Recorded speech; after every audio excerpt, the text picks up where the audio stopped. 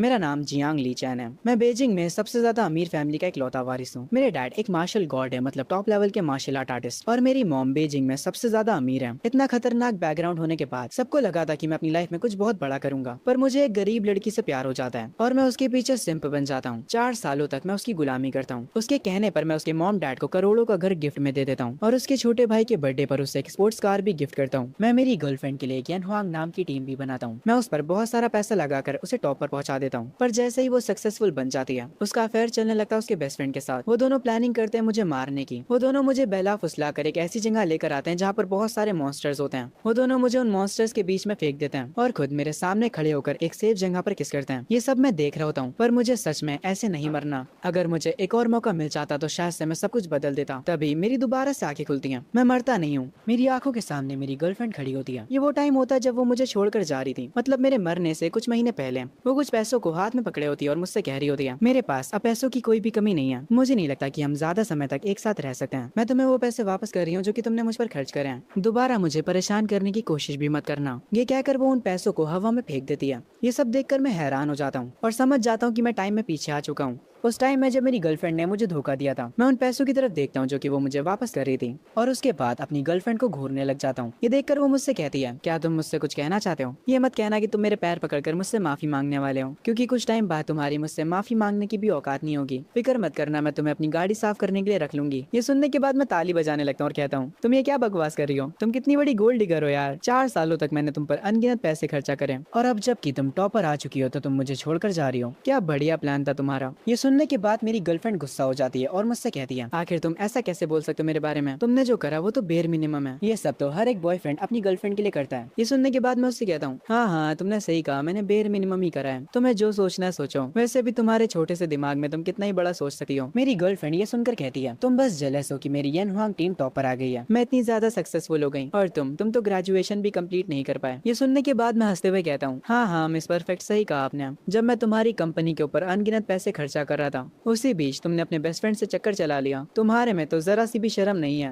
और हाँ, अब मेरी बातें खत्म हुई तो जितनी जल्दी हो सके यहाँ से निकल जाओ। ये सुनकर वो और ज्यादा गुस्सा हो जाती है और कहती है, मेरा बेस्ट फ्रेंड सही कहता था, तुम एक नंबर के सेल्फिश हो। पता नहीं मैं इतने सालों तक तुम्हारे साथ कैसे रही। मैं उससे कहता हूँ, देखो मैं फालतू के ड्रामे में नहीं पड़ना चाहता। तुम्हें ब्रेकअप करना है ना, चलो करते हैं। मेरे ये बोलने के बाद वो गुस्से में यहाँ से जाने लगती है। जब वो यहाँ से जा रही होती तब मैं कहता हूँ, तो क्या हुआ अगर तुम्हारी यन हुआंग टीम टॉप पर है तो? उस कंपनी को मैंने ही बनाया है, तो अब मैं तुम्हें तुम्हारी औकात दिखाऊंगा। मेरी गर्लफ्रेंड दरवाजे के पास रुककर कहती है, मैं पार्टी के दिन सबके सामने बता दूंगी कि मैं तुमसे ब्रेकअप कर रही हूँ, तो उसके बाद कभी मुझे अपनी शक्ल मत दिखाना। ये कहकर वो यहाँ से चली जाती है। उसके जाने के बाद मैं विंडोज के पास आता हूँ, अपनी पॉकेट से अपना फोन निकालता हूँ और डायरेक्ट कॉल लगाता हूँ मेरी फैमिली के बटलर को। कॉल उठाते ही वो मुझसे पूछते हैं कि कौन बात कर रहा है। मैं उनसे डायरेक्ट कहता हूँ, अंकल फैंग, मुझे यान हुआंग टीम से अपनी सारी इन्वेस्टमेंट हटानी है और मैं चाहता हूँ जो घर मैंने मेरी बीवी की फैमिली को गिफ्ट करा था उन्हें उस घर से तुरंत निकाल दिया जाए। ये सुनने के बाद अंकल फैंग कहते हैं, यंग मास्टर आप दोबारा से इसके बारे में सोच लीजिए। यान हुआंग टीम को इनहेरिटेंस क्लेम करने की जरूरत पड़ेगी। ये सुनने के बाद मैं उनसे कहता हूँ, अंकल फैंग मैंने जैसा कहा है वैसा ही आप करिए। अंकल फैंग कहते हैं, अगर आप अभी टीम को डिसबैंड करते हैं तो आपका कजन जियांग फैंग उस टीम को खरीद लेगा। वो एक अमीर बिगड़ा हुआ लड़का है जिसे रिचेस्ट सीईओ जैसी मानवा काफी पसंद है। अगर वो जियांग फैमिली का मालिक बन गया तो सब कुछ बदल जाएगा। यंग मास्टर क्या आप अभी भी ये करना चाहेंगे? मैं उनसे कहता हूँ, हाँ मुझे खुद पर भरोसा है। ये सुनने के बाद वो कॉल काट देते हैं और कहते हैं, मुझे ये तो नहीं पता कि आप टीम को डिसबैंड क्यों कर रहे हैं, पर कुछ भी हो जाए मैं हमेशा आपके साथ हूँ। कॉल कटने के तुरंत बाद मैं सोचता हूँ, शायद से अंकल फैंग सही कह रहे थे, पर मैंने भी सही फैसला किया है। मेरी गर्लफ्रेंड का नाम लिनवान है। लिनवान, तुम्हारी वजह से मेरे सर में दर्द होने लगा है। जब मैं ये सारी बातें सोच रहा होता हूँ तभी मुझे एक आवाज सुनाई देती है। होस्ट की लाइफ के सारे डिसीजंस को स्कैन करा जा रहा है, मिलियन चॉइसेस सिस्टम को एक्टिवेट किया जा रहा है। तभी मेरे सामने एक सिस्टम स्क्रीन पॉपअप होती है। आखिर ये चीज है क्या? ये देखकर मैं काफी हैरान होता हूँ। वो सिस्टम मुझे कुछ ऑप्शंस देता है। ऑप्शन 1, मैं टीम को डिसबैंड ना करूँ और कुत्तों की तरह अपनी गर्लफ्रेंड से माफी मांगू, और इसके साथ मुझे एक टाइटल भी मिलेगा जो कि होगा बिग लूजर का। ऑप्शन 2 है कि मैं टीम को डिसबैंड कर दूं, इसके रिवॉर्ड में मुझे एक बेसिक गिफ्ट पैक मिलेगा। ऑप्शन 3 होता है कि मैं बस आराम करूं और अपनी लाइफ को मजे से एंजॉय करूं, और इसके रिवॉर्ड में मुझे मिलेगा सुप्रीम गिफ्ट पैक।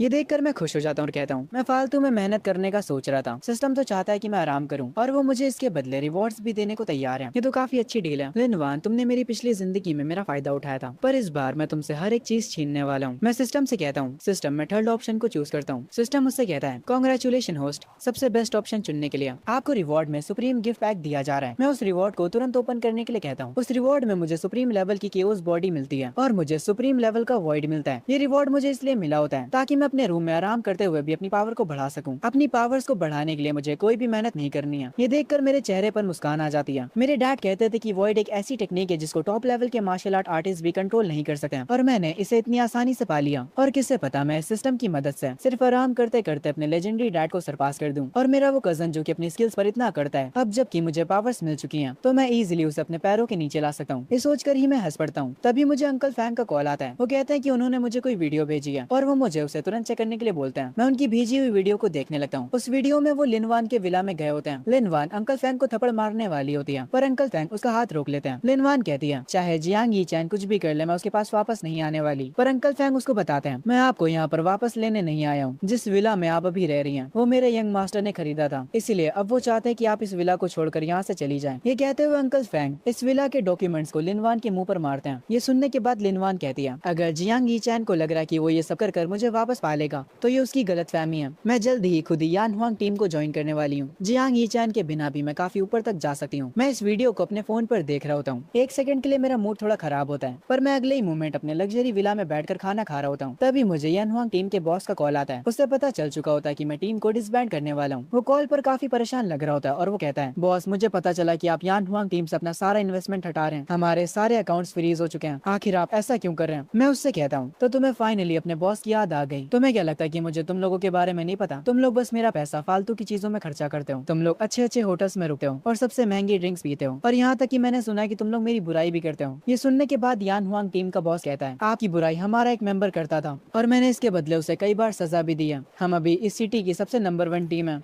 आप हमें ऐसे नहीं छोड़ सकते। ये सुनकर मैं कहता हूँ मेरे से बकवास मत करो बॉस, मैं हूँ कि तुम। मैं अब तुम लोगों के ऊपर एक फूटी कौड़ी भी इन्वेस्ट नहीं करने वाला। ये कहकर मैं फोन कट कर देता हूँ और वापस से अपना खाना खाने लगता हूँ। उसके बाद मैं जाकर अपने सोफे पर लेट जाता हूँ अपने आईपैड के साथ। मैं देखता हूँ कि मुझे अंकल फैंग का कॉल आ रहा है। मैं उनके फोन को उठाता हूँ और वो मुझे बताते हैं यंग मास्टर हमने लिनवान की फैमिली को आपके विला से निकाल दिया है पर फिर भी हमें कोई ऐसा चाहिए होगा जो कि आपकी बाकी की टीम्स को संभाल सके। मैं अंकल फैंग से कहता हूँ आप फिक्र मत करिए, मैं जल्दी किसी ऐसे को ढूंढ लूंगा जो कि सब कुछ मैनेज कर सके। तभी अचानक से मुझे कोई याद आता है जो कि मेरी हर एक टीम को मैनेज कर सकता है। ये सुनकर अंकल फैंग कहते हैं यंग मास्टर आपने किसे चुना है आपकी बाकी टीमों को मैनेज करने के लिए? मैं अंकल फैंग से कहता हूँ अंकल फैंग मेरी एक फियांसे भी तो है, वो ये सब संभालने के लिए सबसे बेटर चॉइस है। ये सुनने के बाद अंकल फैंग कहते हैं यंग मास्टर आपने तो हमेशा अपनी फियांसे को इग्नोर करा है। ये सुनने के बाद मैं कहता हूँ अंकल फैंग ये मैं पहले किया करता था, आप बस वैसा करिए जैसा मैं कह रहा हूँ। उसके बाद जैसे ही मैं अंकल फैंग का कॉल कट करता हूँ मैं तुरंत अपनी फियांसे की फोटो देखने लगता हूँ। ये लड़की सच में कितनी ज्यादा प्यारी है। मैं अपनी पिछली लाइफ में सच में बहुत बड़ा बेवकूफ था। मैंने इस जैसी लड़की को इग्नोर करा लिनवान के लिए। मैंने लिनवान को पब्लिक के बीच कन्फेस करा था और अपनी फियांसे की बेइज्जती करी थी, पर इस बार मैं वैसा नहीं करने वाला। अब जबकि मेरी फियांसे मेरी टीम्स को मैनेज करेगी मैं बिना किसी टेंशन के आराम कर सकता हूँ। मुझे सिस्टम की नोटिफिकेशन आती है कांग्रेचुलेशन होस्ट, आपने अपना काम दूसरों पर डाल दिया है। आप सच में बहुत ही ज्यादा लेजी हैं, इसीलिए आपको रिवॉर्ड में हाई लेवल गिफ्ट पैक मिलता है। मैं ये देखकर कहता हूँ ये रिवॉर्ड सुप्रीम वाले से तो अच्छा नहीं है पर फिर भी ये इतना बुरा भी नहीं है। सिस्टम इसे ओपन करो। मैं वापस से अपने माइंड रियाल में चला जाता हूँ और मेरी बॉडी ग्लो करना स्टार्ट कर देती है। उसके बाद मैं अपने ऑफिस रूम में खड़ा होकर उस स्किल को अच्छे से देखने लगता हूँ। जो स्किल मुझे मिली है उसका नाम है वॉइड मिरर। ये एक टॉप कल्टीवेशन मेथड है जो कि सेलेस्टियल एनर्जी का इस्तेमाल करता है। सिस्टम मिलने के तुरंत बाद मुझे इतनी ज्यादा पावरफुल चीजें मिलने लगी। अगर ऐसे ही चलता रहा तो मैं तो इस दुनिया में सबसे ज्यादा ताकतवर बन जाऊंगा। मैं उस वॉइड मिरर को चेक करने लगता हूँ और मेरी जो सोल होती है वो एक सेकंड के लिए ट्रैवल करती है अंकल फैंग के पास और फिर तुरंत वहाँ से गायब हो जाती है। मेरे ऑरा को अंकल फैंग महसूस कर लेते हैं और वो कहते हैं मुझे ऐसा लगा जैसे अभी अभी यंग मास्टर यहाँ पर आए थे, पर जिस टेक्निक की मदद से वो यहाँ पर आए थे वो बहुत ही ज्यादा पावरफुल टेक्निक है। यंग मास्टर अभी तक सिर्फ लेवल 2 पर है तो मुझे नहीं लगता कि वो कोई ऐसी टेक्निक का इस्तेमाल कर भी सकते हैं। मैं अगले दिन अपने विला में बैठकर ब्रेकफास्ट कर रहा होता हूँ। तभी अंकल फैंग मेरे पास आते हैं और मुझे बताते हैं यंग मास्टर आपकी फियांसे मिस सू यहाँ पर आ चुकी है। मेरी जो फियांसे होती है वो भी मेरे पास आकर डाइनिंग टेबल पर बैठ जाती है और वो मुझे मेरा ब्रेकफास्ट सर्व करने लगती है और वो मुझसे कहती है आप लिनवान के लिए डेली ब्रेकफास्ट बनाते थे और उसकी वजह से आपको सुबह 4 बजे उठना पड़ता था और आपने ये 4 सालों तक करा। जब मैं अपना फेस पोंछने जा रहा होता हूँ तो मेरी फियांसे सू मेरे पास आकर मेरा चेहरा एक बड़े कपड़े से पोंछने लगती है। वो बहुत ही ज्यादा खुश हो जाती है और कहती है आज मैं आपके बहुत ही ज्यादा क्लोज खड़ी हूँ, ये मोमेंट तो काफी बढ़िया है, मैं इसे ऑनलाइन पोस्ट करने वाली हूँ। मैं अंकल फैंग से कहता हूँ मुझे किसी पहाड़ पर बैठकर सनराइज देखनी है। अंकल फैंग कहते हैं जैसा आप कहे यंग मास्टर, मैं अभी आपके लिए कार रेडी करवाता हूँ। मैं उनसे कहता हूँ नहीं, कार की कोई भी जरूरत नहीं है।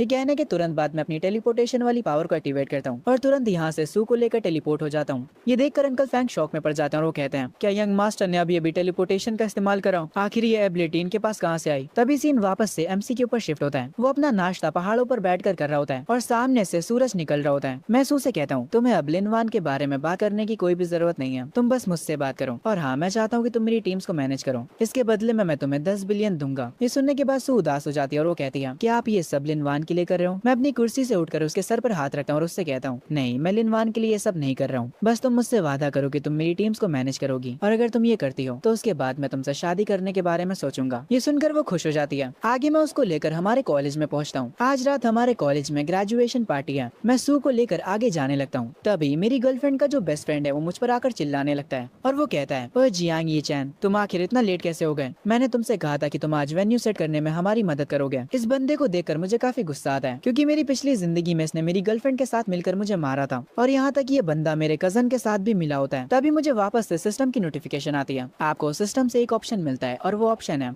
आपको चेंग्यू को एक्सपेल करना है। इसके रिवॉर्ड में आपको अल्टीमेट लेजी गिफ्ट पैक मिलेगा। ये देखकर मैं अपने मन में कहता हूँ, मुझे इन कीड़े मकोड़ों की जिंदगी में परवाह नहीं है। मैं अंकल फैंग से कहता हूँ, अंकल फैंग, ये बंदा कुछ ज्यादा ही बोल रहा है, इसे चुप कराइए। सू मेरे साथ कुछ फोटोज लेना चाहती है। मैं नहीं चाहता कि ये लोग हमें डिस्टर्ब करें। मैं सू से कहता हूँ, चलो हम लोग आगे चलते हैं। और हाँ सू, इन कीड़े मकोड़ों के बारे में मत सोचना। जब मैं यहाँ से जाने लगता हूँ तब चेंग्यू मुझे रोकता है और चिल्लाते हुए कहता है, मैं स्टूडेंट काउंसिल का प्रेसिडेंट हूँ और वेन्यू सेट करना तुम्हारा काम था। पर ये सुनकर अंकल फैंग कहते हैं, पर अब यंग मास्टर ये चीज नहीं करना चाहते हैं, तो तुम कौन होते हो उन्हें उनका काम बताने वाले? तभी मुझे सिस्टम का नोटिफिकेशन आता है कि मुझे रिवॉर्ड में 1 बिलियन मिले हैं और उसके साथ ही 10,000 बैड लक के स्टिकर्स भी। ये स्टिकर्स मैं जिस पर भी लगाऊंगा उसके साथ हर एक चीज बुरी होगी। मैं ये रिवॉर्ड देकर खुश होता हूँ, क्योंकि ये स्टिकर्स को यूज करने में मुझे काफी मजा आने वाला है। मैं तुरंत एक स्टिकर का यूज करता हूँ और उसे चेंग्यू के ऊपर लगा देता हूँ। मैं सू के सर पर हाथ रखता हूँ और उससे कहता हूँ, तुम मेरे बारे में सोचकर परेशान मत हो, चलो यहाँ से चलते हैं और फोटोज लेते हैं। ये कहकर हम लोग वहाँ से निकल जाते हैं। तभी से ही शिफ्ट होता है मेकअप रूम में। सब लोग आज रात की ग्रेजुएशन पार्टी की तैयारी कर रहे होते हैं। तभी भागते हुए यहाँ पर चेंग्यू आता है। वो जल्दी से जाकर लिनवान को ढूंढता है और उससे कहता है, मैं जियांग यी चैन को लेने गया था पर उसके बॉडीगार्ड्स ने मुझे रोक दिया। जरा देखो तो उन लोगों ने मुझे मारा भी। लिनवान चेंग्यू का हाथ पकड़ती है और उससे कहती है, मुझे पता नहीं था कि जियांग यी चैन इतना कमीना है। उसने पहले मुझे और मेरी फैमिली को बुली करा और अब वो मेरे इतने प्यारे बेस्ट फ्रेंड को भी बुली कर रहा है। मैं उस जियांग यी चैन को छोड़ूंगी नहीं। ये सुनकर चेंग्यू के चेहरे पर एक अजीब सी मुस्कान आ जाती है और वो अपने मन में कहता है, जियांग यी चैन, बस तू आज रात का इंतजार कर। जब लिनवान सबके सामने तुमसे ब्रेकअप करेगी तब तुम उसके सामने रोने लगोगे और अपने घुटनों पर बैठकर उससे भीख मांगोगे,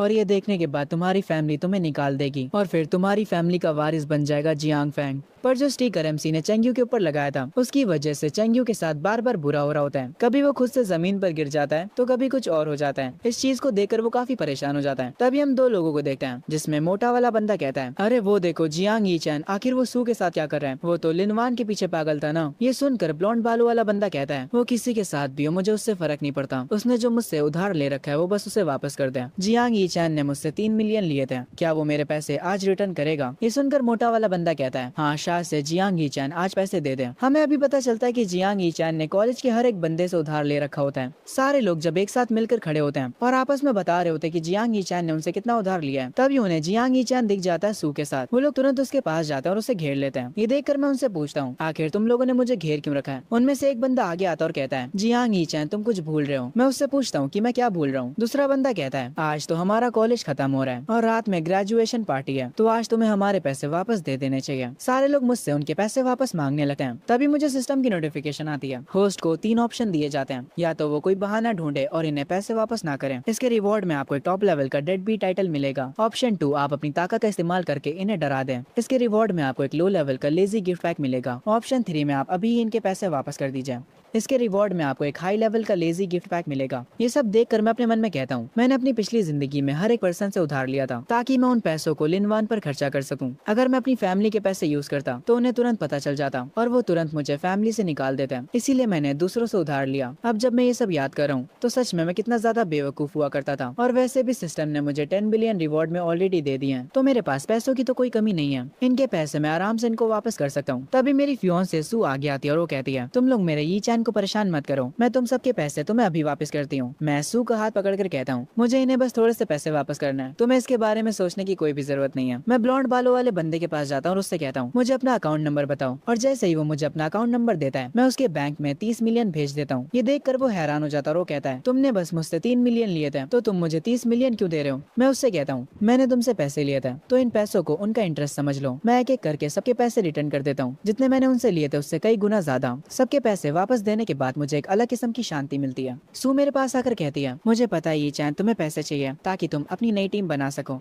मैं उससे कहता हूँ कि तुम किस बारे में बात कर रही हो। तभी वो एक कार्ड को बाहर निकालती है और उसे मुझे देते हुए कहती है, मैं इतने सालों से अपनी पॉकेट मनी को सेव करी थी, तुम इन्हें खर्च कर सकते हो। और मुझे ये कार्ड देकर वो यहाँ से शर्माते हुए चली जाती है। मैं उस कार्ड को देख रहा होता हूँ और मेरे चेहरे पर एक स्माइल होती है। मुझे इन पैसों की कोई भी जरूरत नहीं है, पर फिर भी इस लड़की ने मेरे बारे में इतना सोचा। मैं अपनी पिछली लाइफ में सच में पागल था जो मैंने लिनवान को चुना। तभी मुझे मेरे हाई लेवल का लेजी गिफ्ट पैक मिल जाता है। मैं सिस्टम से कहता हूँ कि तुरंत उसे ओपन करें। उसके तुरंत बाद अचानक से मेरी बॉडी में एनर्जी जाने लगती है। मुझे पहले से काफी ज्यादा बेटर लगने लगता है। ये जो नई पावर मुझे मिली है उसकी मदद से मैं किसी भी ऑब्जेक्ट को दूर से कंट्रोल कर सकता हूँ। आगे जहाँ पर ग्रेजुएशन पार्टी होने वाली थी मैं वहाँ पर पहुँच जाता हूँ। अभी यहाँ पर ज्यादा लोग नहीं आए होते हैं, इसीलिए मैं थोड़ा वहाँ पर घूमने लग जाता हूँ। पर तभी मैं चेंग्यू के पास अपने कजन जियांग फैंग को आते हुए देखता हूँ। वो लोग आपस में बात करने लगते हैं। ये देखकर मैं सोचता हूँ आखिर ये जियांग फैंग चेंग्यू के साथ क्या कर रहा है। मेरी पिछली जिंदगी में तो जियांग फैंग लिनवान के साथ बातें कर रहा था। क्या इस बार रियलिटी चेंज हो रही है। चेंग्यू मेरे कजन से बात करने के बाद वहाँ से जाने लगता है। मेरा कजन मुझे वहाँ पर देख लेता है और मुझसे पूछता है, ओए ये चैन तुम यहाँ पर क्या कर रहे हो। मैं उससे कहता हूँ तुमसे मतलब कि मैं यहाँ पर क्या कर रहा हूँ। ये सुनकर मेरा कजन हंसने लगता है और वो कहता है, ये चैन तुम क्या बात कर रहे हो, क्या तुम मुझसे कम्पीट करने का सोच रहे हो। ये तो काफी इंटरेस्टिंग है, पर मैं तुम्हें पहले ही बता दूं ये सब मेरे प्लान का हिस्सा है। ये कहकर मेरा कजन जाने लगता है। ये देखकर मैं कहता हूँ इस बंदे को सच में के ड्रामास और मानवास पढ़ना बंद कर देना चाहिए। ये बंदा मेरे सामने कितनी क्रिंज लाइन बोल कर गया है, छपरी कहीं का। इसके तुरंत बाद मैं थोड़ा सीरियस हो जाता हूँ और कहता हूँ पर मैं ये बात बिल्कुल भी नहीं भूल सकता। मेरी पिछली जिंदगी में इसने मुझे बर्बाद कर दिया था। इसने बाहर के लोगों के साथ मिलकर सू फैमिली और जियांग फैमिली में दरार ला दी थी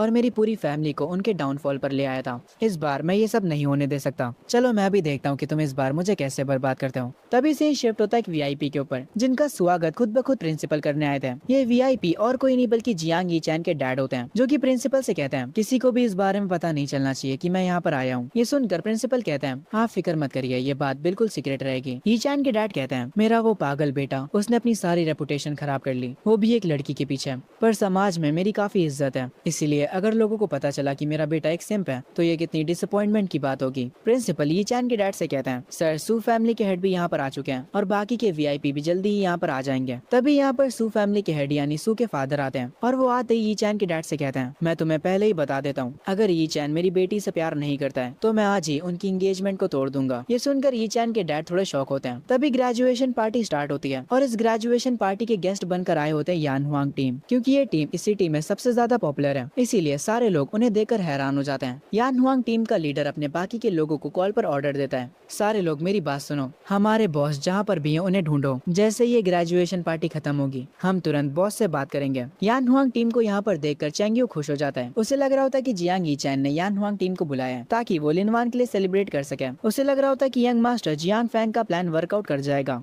वो ये सोचकर मुस्कुराने लगता है। वो ये बात तुरंत जाकर लिनवान को बताता है। ये सुनकर लिनवान खुश हो जाती है क्योंकि उसको भी लग रहा होता है कि यान हुआंग टीम उसके लिए आई है। वो लोग चुपके से यान हुआंग टीम को देखने के लिए जाते हैं। जब लिनवान यान हुआंग टीम के लीडर को देख लेती है वो मेकअप रूम में वापस आकर काफी ज्यादा खुश हो जाती है। चैंग्यू उससे कहता है तुम जल्दी यान हुआंग टीम की मेंबर बनने वाली हो, जियांग यीचैन के बिना भी तुम्हारा फ्यूचर काफी अच्छा है। चैंग्यू लिनवान के फेस को टच करते हुए कहता है मैं तुम्हारी मदद इसलिए कर रहा हूँ क्योंकि मुझे तुम्हारी सच में काफी परवाह है, तुम बस यीचैन से आज ब्रेकअप कर लो। ये सुनने के बाद लिनवान कहती है पर मैं किस रीजन की वजह से उससे ब्रेकअप करूंगी। तभी चेंग्यू अपना फोन बाहर निकालता है और वो सू और यीचैन की फोटो को लिनवान को दिखाता है। वो उसे बताता है कि तुम यीचैन पर चीटिंग के एलिगेशन लगा सकती हो। पर सू को यीचैन के साथ देखकर लिनवान काफी ज्यादा हैरान हो जाती है। वो काफी ज्यादा गुस्सा होती है। चेंग्यू उससे कहता है तुमने देखा, तुमने कल ही यीचैन से ब्रेकअप के बारे में बात करी और आज ही उसने एक नई लड़की सेट कर ली। ये सुनकर लिनवान को और भी गुस्सा आता है और वो कहती है यीचैन तुम्हारी हिम्मत कैसे हुई मुझे धोखा देने की। ये लड़की धोखे के बारे में बात कर रही है, इसने खुद ही यीचैन को धोखा दिया था। खैर आगे हम चेंग्यू को देखते हैं जियांग फैंग से बात करते हुए।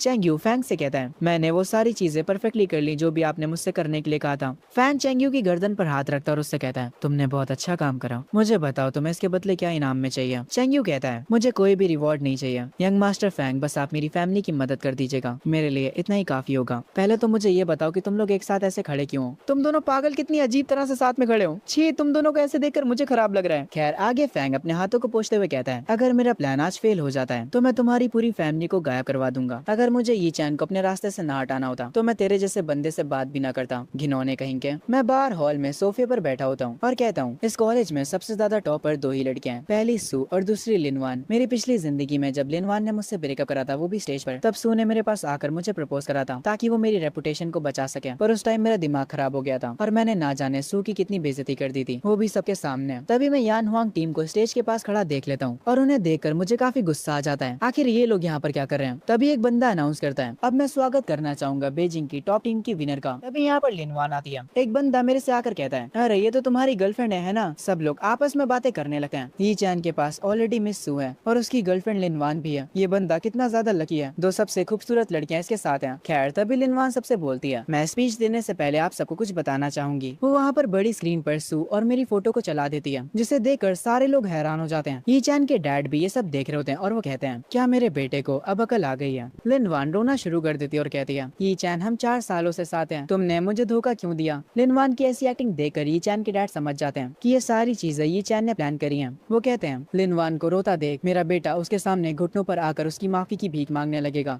वो भी सबके सामने। उसके बाद सब कुछ खत्म हो जाएगा। पब्लिक उन फोटोज को देखकर पागल सी हो जाती है। यी चैन ने जिन लोगों को पैसे वापस करे थे उनमें से एक बंदा अपनी सीट पर खड़ा होकर चिल्लाते हुए कहता है, तुम यी चैन के बारे में ऐसी बातें नहीं कर सकती हो, यी चैन के बिना तुम कुछ भी नहीं हो। उसको दूसरा वाला बंदा शांत कराता है और उससे कहता है, ओए तुम यी चैन के सामने लिनवान को कुछ मत कहो, यी चैन लिनवान से बहुत ज्यादा प्यार करता है। अगर यी चैन को तुम्हारी कोई भी बात बुरी लगती है तो वो तुम्हें बर्बाद भी कर सकता है। तभी मुझे सिस्टम की नोटिफिकेशन आती है। आपको दोबारा से मल्टीपल ऑप्शंस दिए जाते हैं। पहला, आप उसके सामने घुटनों पर बैठकर भीख मांगिए। दूसरा, चुपचाप यहाँ से चले जाइए। और तीसरा और आखिरी, स्टेज पर जाकर उससे फेस करिए और उसके बाद लफड़े को एंजॉय करिए। आपको गिफ्ट में एक अल्टीमेट लेजी रिवॉर्ड मिलेगा। मैं लास्ट ऑप्शन को चुन लेता हूँ और जैसे ही मैं अपनी कुर्सी पर से उठता हूँ वहाँ पर भागते हुए सू आती है और वो सबके सामने खड़े होकर कहती है, सारे लोग मुझे माफ करना, तुम लोग प्लीज यी चैन को ब्लेम मत करो। मैं वो हूँ जिसे यी चैन पसंद है, वो मेरा क्रश है। मुझे माफ करना लिनवान, मुझे तुम्हारे और यी चैन के बीच में नहीं आना चाहिए था। प्लीज यी चैन के ऊपर गुस्सा मत हो। ये सुनकर एक बंदा अपनी कुर्सी पर खड़ा होकर चिल्लाते हुए कहता है, मुझे लगता है कि यी चैन ने हमारी गॉडेस सू को धमकाया है, वरना वो लिनवान से माफी क्यों मांगती। सारे लोगों को यी चैन के ऊपर गुस्सा आ रहा होता है क्योंकि उन लोगों को बिल्कुल भी पसंद नहीं आता सू का माफी मांगना, क्योंकि वो सारे के सारे लोग सू को पसंद करते थे।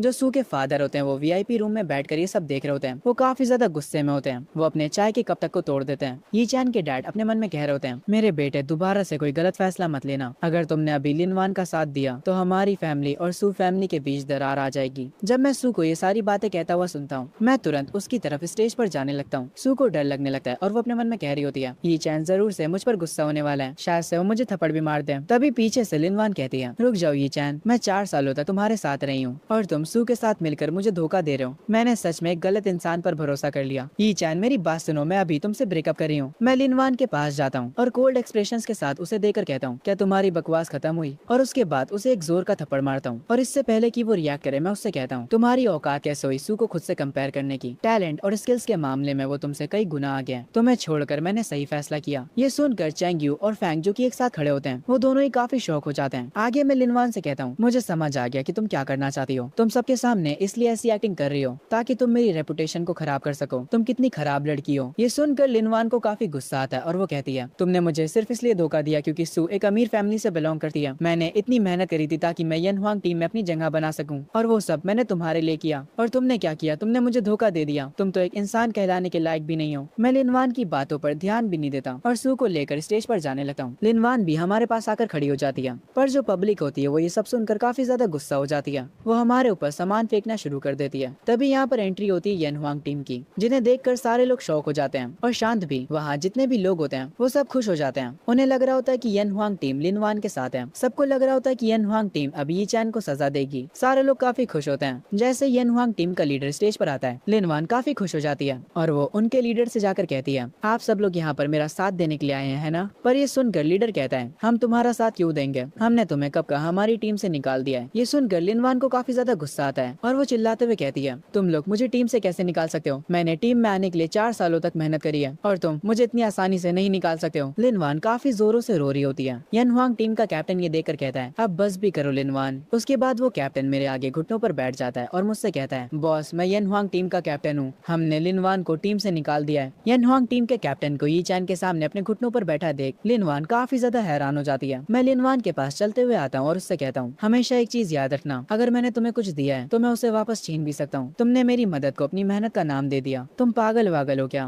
वहाँ पर जितने भी लोग बैठे होते हैं वो सब आपस में बातें करने लगते हैं। यान हुआंग टीम तो जियांग फैमिली के अंडर है ना, और अगर देखा जाए तो यी चैन का सरनेम भी जियांग है, तो क्या इसका ये मतलब है कि वो जियांग फैमिली का वारिस है? लिनवान को ये तो पता था कि उसका बॉयफ्रेंड अमीर है, पर उसे ये बात बिल्कुल भी नहीं पता थी कि उसका बॉयफ्रेंड एक बहुत ही अमीर फैमिली से बिलोंग करता है। वो अपने घुटनों पर गिर जाती है, उसका ब्रेन कुछ भी प्रोसेस नहीं कर पा रहा होता है। वो उसके पास आने की कोशिश करती है, पर यी चैन के गार्ड्स उसे रोक लेते हैं। मैं लिनवान से कहता हूँ, मेरे बारे में भूल जाओ, हम दोनों वैसे भी एक अलग दुनिया से थे। मैं वो था जिसने तुम्हारी मदद करी टॉप पर जाने के लिए, पर अब मैं तुमसे वो सारी चीजें वापस ले रहा हूँ जो कुछ भी मैंने तुम्हें दिया है। ये सुनकर लिनवान को गुस्सा आ जाता है। वो अपनी पावर्स को एक्टिवेट करती है और कहती है, तुमने मुझे कुछ भी नहीं दिया है, मैंने वो सब खुद से कमाया है। वो वहाँ के गार्ड्स को नुकसान पहुंचाने लगती है, पर तभी यान हुआंग टीम का कैप्टन अपनी पावर्स का यूज करता है और वो एक ही अटैक में लिनवान को जमीन पर गिरा देता है। मैं लिनवान से कहता हूँ, वैसे मैं तुम्हें बताना भूल गया, तुम्हारे पास जो कुछ भी हुआ करता था अब वो सब कुछ जा चुका है। उसके बाद मुझे जो रिवॉर्ड में गिफ्ट पैक मिला होता है मैं उसे ओपन करता हूँ। मुझे एक लेजेंडरी बीस्ट मिलता है और काफी सारे पैसे भी, और उसके साथ साथ मुझे एक मिस्टीरियस बॉक्स मिलता है। इस बॉक्स को पकड़कर मेरी जो भी विश होगी वो तुरंत पूरी हो जाएगी।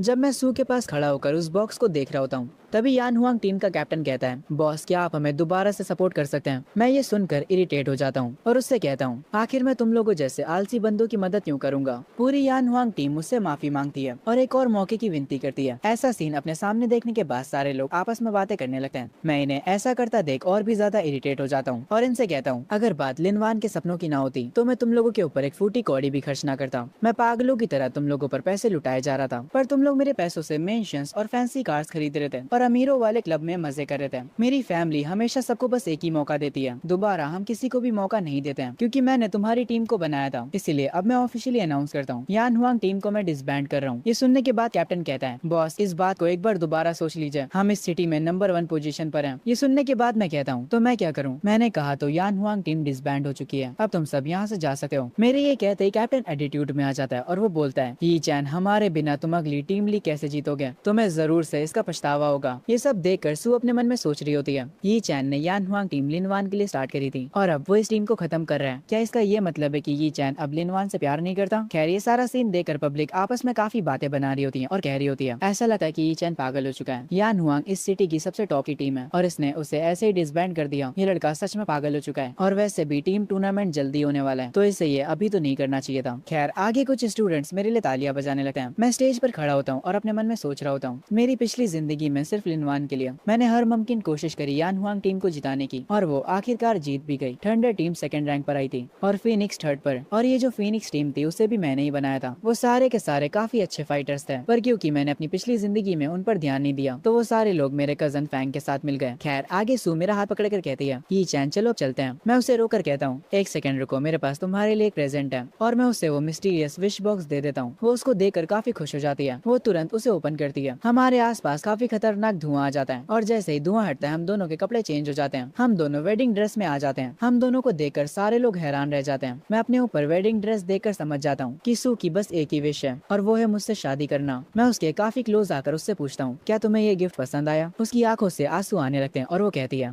बहुत ज्यादा, मुझे ये बहुत ज्यादा पसंद आया। जो कुछ भी फैंग ने प्लान करा था उसका बिल्कुल उल्टा हो जाता है, इसीलिए वो काफी ज्यादा गुस्से में होता है। वो अपने एक आदमी को बुलाता है और उससे कहता है, चैंगयू की फैमिली को मेरे सामने से गायब कर दो, तुम लोग के पास सिर्फ 3 मिनट है। कुछ लोगों ने पहले से ही चैंगयू को मारकर उसे बेहोश कर दिया होता है और जैसे ही उन लोगों को फैंग से ऑर्डर मिलता है वो लोग तुरंत चैंगयू को उठाकर यहाँ से ले जाते हैं। आगे फैंग कह रहा होता है, ग्रेजुएशन टेस्ट 3 दिनों बाद है, चलो यी चैन देखते हैं जब तुम हारोगे तो फैमिली के बड़ों का क्या रिएक्शन होगा। खैर तभी सीन शिफ्ट होता है यी चैन के फादर और सू के फादर पर। सू के फादर यी चैन के फादर से कह रहे होते हैं, अगर तुम्हारा बेटा ग्रेजुएशन टेस्ट पास नहीं कर पाया तो मैं तुरंत एंगेजमेंट को तोड़ दूंगा। ये कहकर वो यहाँ से चले जाते हैं। यी चैन के डैड थोड़े परेशान होते हैं क्योंकि उनको अभी तक लग रहा होता है कि उनका बेटा सेकंड लेवल पर है, जबकि जो सू है वो लेवल 4 पर पहुंच चुकी है। वो अपने बेटे के लिए टेंशन ले रहे होते हैं। तभी वो अपने बटलर को कॉल करते हैं और उससे कहते हैं, जियांग फैमिली का जो ट्रेजर है जिसे मैं एक बहुत ही खतरनाक डंजन से लेकर आया था उसे मेरे पास लेकर आओ। वो बटलर यी चैन के डैड से कहता है, सर पर उस चीज के लिए आपने अपनी जान दांव पर लगाई थी और वही एक चीज है जिसका इस्तेमाल करके आप एक मार्शल गॉड बन सकते हैं। पर जो यी चैन के डैड होते हैं वो कहते हैं, उस आर्टिफैक्ट को मेरे बेटे को दे दो, उसे कुछ भी करके लेवल 3 तक पहुंचाओ ग्रेजुएशन टेस्ट से पहले, और ये कहकर वो कॉल कट कर देते हैं। तभी सीन शिफ्ट होता है सू और यी चैन के ऊपर। पर सू अपने हाथ में एक बॉक्स पकड़े होती है जिसके अंदर स्टार शेप में काफी सारे लेटर्स होते हैं। सू यी चैन को बताती है, मैंने ये सारे लेटर्स तुम्हारे लिए लिखे हैं। मैं 4 सालों से तुम्हारे लिए लेटर्स लिख रही थी। हर एक लेटर में तुम्हारे लिए एक मैसेज है और मैं उसे हर एक दिन लिखती थी।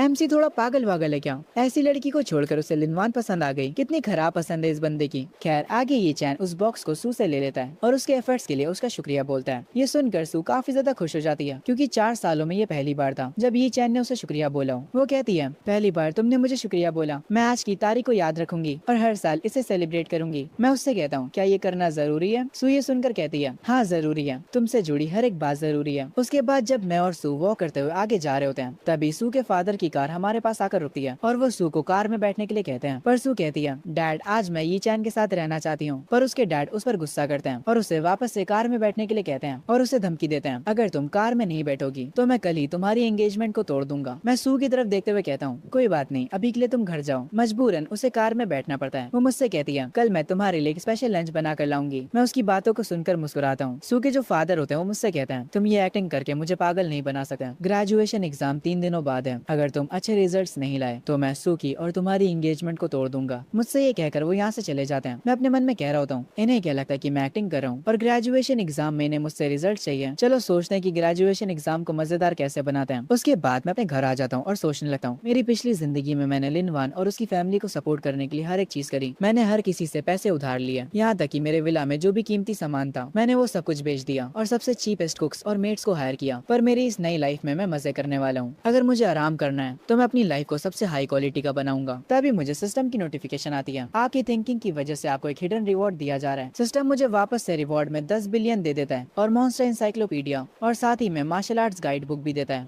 यहाँ तक कि हर एक चीज की नॉलेज मुझे तुरंत आ जाएगी और वो मेरे दिमाग में बस जाएगी। एग्जाम 3 दिनों बाद है और वो 2 तरह से होगा। पहला 7 सब्जेक्ट्स मॉन्स्टर्स के ऊपर, सारी चीजें उनके बारे में होंगी और मुझे हर एक चीज को पास करना होगा, तभी मैं फेज 2 में जा पाऊंगा। फेज 2 में हमें एक दूसरे डायमेंशन में भेजा जाएगा मॉन्स्टर्स को मारने के लिए। क्योंकि अब सिस्टम ने मुझे इन्फिनाइट नॉलेज दे दिया तो अब मुझे एग्जाम में फेल होने की चिंता बिल्कुल भी नहीं है। मुझे एक और रिवॉर्ड मिला होता है जिसका नाम होता है सुप्रीम एयर। मैं उस स्किल का इस्तेमाल करता हूँ ये देखने के लिए कि ये किस काम की है। पर तभी मुझे पता चलता है कि अगर मैं इस स्किल का यूज करूँ तो मैं अपने बेड के ऊपर आराम करते हुए भी 10 घंटों में लेवल अप कर जाऊंगा। इस दुनिया में जितने भी जीनियस हैं उनमें से कोई भी एक रात में लेवल अप नहीं कर सकता। उन्हें कम से कम 1 महीना लगता है एक लेवल को बढ़ाने में। मेरा ये सिस्टम तो काफी ज्यादा खतरनाक है। इस सिस्टम का क्या मतलब है कि मैं आराम करते हुए भी लेवल अप कर सकता हूँ। तभी सीन शिफ्ट होता है सू के घर पर, जहाँ पर सू के डैड उससे कह रहे होते हैं वो बस तुमसे प्यार करने का दिखावा कर रहा है ताकि वो तुम्हारा फायदा उठा सके और तुमसे अपना काम निकलवा सके, जैसे कि उसकी टीम को मैनेज करना। मेरी बेवकूफ लड़की, ये बात तुम्हें क्यों नहीं समझ आती है? पर सू ये सुनने के बाद कहती है, डैड क्या आप ये सच बोल रहे हो? सू के डैड कहते हैं, हाँ मेरी बेटी मैं सच बोल रहा हूँ, ये चैन तुम्हारे प्यार के लायक ही नहीं है। पर ये सुनने के बाद सू कहती है, ये तो काफी अच्छी बात है, ये चैन मेरा इस्तेमाल कर रहा है। पहले तो वो मेरी तरफ देखता भी नहीं था, अब मैं उसे और भी अच्छे से ट्रीट करूंगी। सू ये सुनकर पता नहीं क्यों काफी ज्यादा खुश हो जाती है। सू के डैड कहते हैं, अगर ये चैन ग्रेजुएशन टेस्ट फेल कर जाता है तो मैं तुम्हारी शादी जू फैमिली के यंग मास्टर से करवा दूंगा, वो पहले से तुम्हें पसंद करता है। ये कहकर सू के डैड यहाँ से चले जाते हैं। सू पीछे से उनसे कह रही होती है, नहीं मैं शादी करूंगी तो सिर्फ ये चैन से। उसके बाद सू कहती है, मुझे अब याद आया मेरे भाई के पास एक आर्टिफैक्ट है जो कि काफी ज्यादा कीमती है। अगर मैं उस आर्टिफैक्ट को ये चैन को दे दूं तो उसकी कल्टीवेशन काफी ज्यादा इंप्रूव हो जाएगी। तभी से शिफ्ट होता है फैंग के घर पर, जहाँ पर वो अपने फादर को बता रहा होता है कि इस बार वो फेल हो गया और कैसे जियांग ये चैन अचानक से बदल गया। मैंने जो पूरा प्लान किया था वो उसने बिगाड़ दिया। पर तभी फैंग के डैड कहते हैं, तुम्हें टेंशन लेने की कोई भी जरूरत नहीं है, तुम्हें जियांग फैमिली का वारिस बनना है ना। ये चैन ने इस बार बहुत ही बेवकूफी भरा काम करा है, उसने यान हुआंग टीम को डिसबैंड कर दिया। इसीलिए अगर तुम 3 महीने बाद जो टीम लीग होने वाली है उसमें जीत जाते हो तो तुम अपनी पोजीशन सिक्योर कर सकते हो। ये सुनने के बाद फैंग अपने फादर को थैंक यू बोलता है उसे ये सारी बातें बताने के लिए। उसके बाद वो वापस से जोश में आ जाता और कहता है, ये चैन तुम बस सेकंड लेवल पर हो, तुम बस इंतजार करो और मैं तुम्हें धूल चटा दूंगा।